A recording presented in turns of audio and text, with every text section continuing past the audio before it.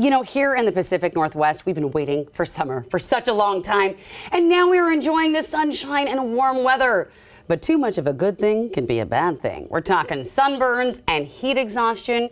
And here with an important summer safety reminders is primary care doctor Elisee Dapeu from EvergreenHealth. Welcome to the show. Thank you for having me. Well, we are so glad to have you because I think this is something we don't talk about enough. You know, we've been indoors for the last 9 months or more. Right. So sunburns are something that come with summer.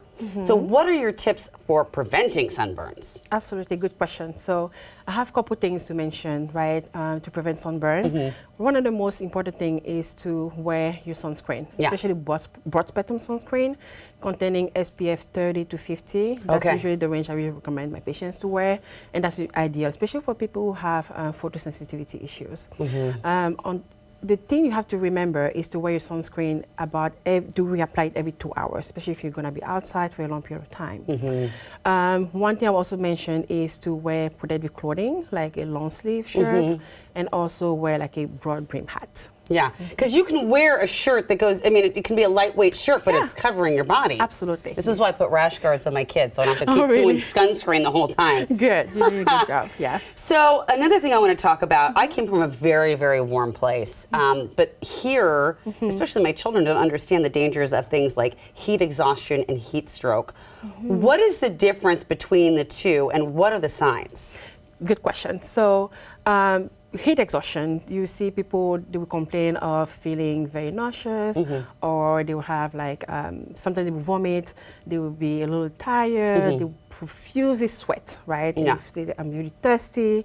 If you see somebody having those symptoms, or if you're the one having those symptoms, it's really important that you go from the where it's warm to the shaded area, and then you remove any excessive clothing, and then you drink plenty of water. That's for heat exhaustion. And that's usually the early signs of having a heat stroke, which is a very serious condition. So heat stroke is actually serious. It can also be fatal. So for heat stroke, you will see somebody having symptoms including dizziness, they will be a little confused, they will be lightheaded, and sometimes they can have seizures in more serious cases. So if somebody is experiencing heat stroke and you see somebody having those symptoms, two things that I would say do right away. Call 911 very fast. And the second thing is to cool the person down super fast. And if you have cold water or ice, you can apply over the person's forehead, the back of the neck, or sometimes in the armpit too. So those places. Yes. Is it true that if someone stops sweating, that's a real concern? Yes. Yeah, they are super dehydrated at that point. So you have nothing left to give, you're just done. So obviously drinking water, staying hydrated is key. Right. How much water should we be drinking when we're, like, how mindful should we be of that, especially when I know some adults are out there and they're having an alcoholic beverage, which is a dehydrant, right? Yes, it is. So if you plan to be outside, like gardening or, enjoying the weather outside or running, hiking, those things, you should be drinking about a cup of water every 15 to 20 minutes. A cup of water every 15 to 20 minutes? Yes, okay. So this translates to about 24 to 32 ounces of water per hour. So you really got to be getting it in there. You should be doing that. Yeah, especially if you want to avoid to get a heat exhaustion or heat stroke. Yes, you should do that. All right, so there's some other tips I think we have to share. So you say pack an emergency summer bag. What is in that bag? Sure. You should have your broad spectrum sunscreen that we discussed earlier. You should have a first aid kit and also like bottles of water for sure. Just keep it in the back of the car. Just keep it in the back of the car everywhere you go. All right. Use extra precautions in the water, you say. What does that mean? So, especially for kiddos, they should always wear a life jacket, right?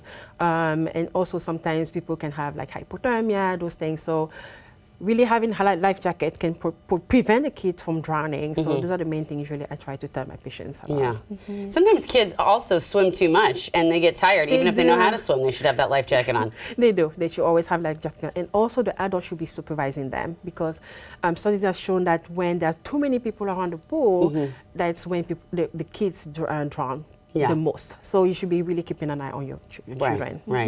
The final thing is to enroll in a CPR class, you say. How important is that for everybody to do? I think that we all think that, like, oh, somebody here must know CPR, but if we're always waiting for someone else, right? That's true. So having that skill is really, really useful, valuable, not only for your loved one, but also for people outside, right?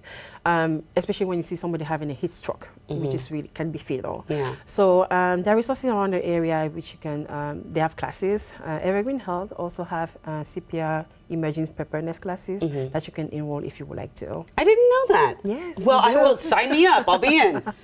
Wonderful. Thank you so much. It's been a pleasure. This is such a great, important information. And heat stroke and heat exhaustion. This is stuff we don't talk about enough. That's true. We don't. But thank you for having me. I'm so glad to have shared the tips with you. Oh, I'm so glad to have you here. Thank you. And by the way, to book a summer checkup and learn more safety tips, schedule an appointment with a primary care provider at Evergreen Health at the website you see there on your screen. You can also find more information about those life-saving classes. This portion of New Day Northwest is sponsored by Evergreen Health.